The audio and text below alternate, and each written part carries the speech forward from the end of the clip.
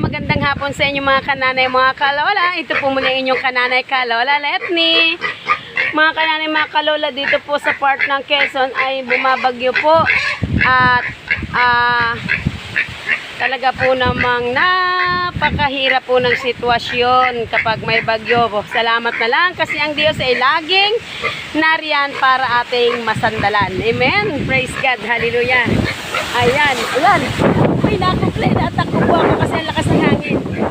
Ayan po, yung aking pong baboy. Umiiyak na siya po ay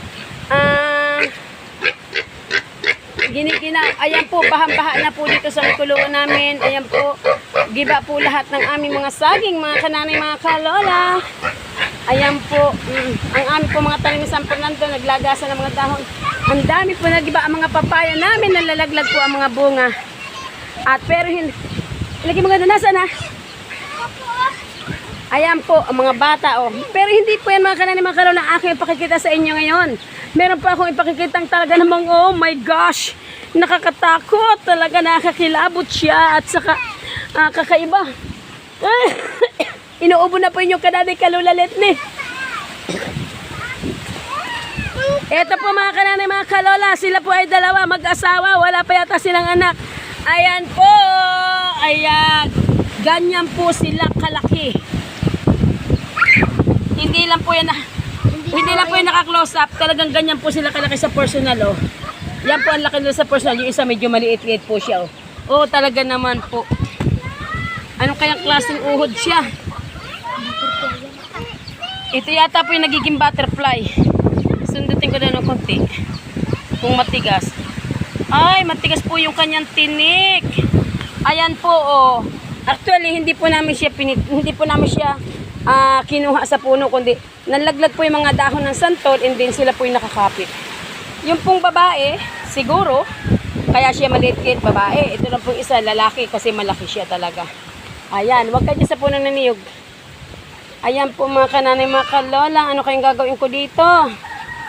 Hintay mo nung lalo maging butterfly. Siya po yata yung nagiging malaking butterfly kasi meron siyang pula-pula, may brown-brown siya doon sa may buntot na yun, no? Buntot po niya yun, no? Andun po kasi yung kanyang ulo. Yan. O sige, tapon mo na dun. Hindi, wag itapon. Lagay mo sa isang puno para siya mabuhay kasi butterfly siya. Yan, dala po siya ng bata. Ayan. Pasok dito, dalit. Naulan. Wow! Dito po talaga, napakalakas po ng hangin. Oops. At ito nga po mga kananay, mga kalola, ang aming mansyon. Ayan, ang aking po mga apoy. Ayan po mga kananay, mga kalola, mga sinampay ko talaga namang dito na po sa ibabaw ng aking pinakabalkon sa bubong. At ito po mga kananay, mga kalola, marami po kaming saging dito ngayon. Hindi lang ito, marami pa doon. Nasa puno pa. Kinakain na siya ng ibon. Ayan, hindi pa siya masyadong mataba. Hindi pa siya masyadong matigas. Siya po ay nalaglag po siya dahil sa bagyo. Dahil po sa hangin, siya po ay nalaglag. Ayan. Pasok mga apo ko. At dito na po mga kananay, mga kalola, iakit ko lang po ang aking apo. Alis ang chinilas, alis. Alis ang chinilas. Ayan po mga kananay, mga kalola, titingnan ko po yung aming likuran at talaga po namang yung tubig halos pumapasok na po sa aming sahig. Ayan po, oh, baha din po dyan. Ayan, at yung pong bahay ng anak ko ay lumipad na po yung bubong. Andun po, oh. Lumilipad-lipad na. Talaga po namang ang lakas po ng hangin dito mga kananay, mga kalola. Ayan, bumabagyo po.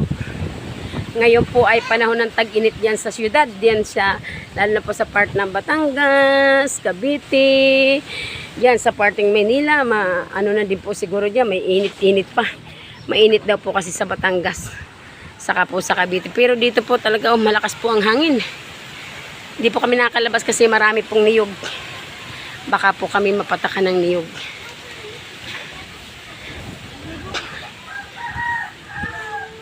Nakakapanghinayang po mga kananay, mga kalola, yung aming mga tanim, pero wala pong magagawa dahil talagang ganyan.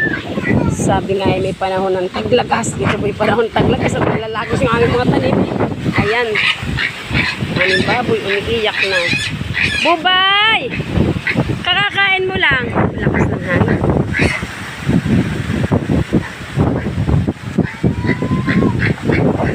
Dami pong nasira namin pananim. Nandoon, hindi ko po mapuntahan doon sa aking pong asyenda. Asyenda. Ayan.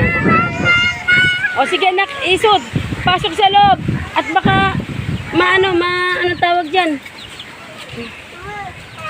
Okay, sige po mga kananay, mga kalola. God bless po sa inyong lahat. Mama. Kayo?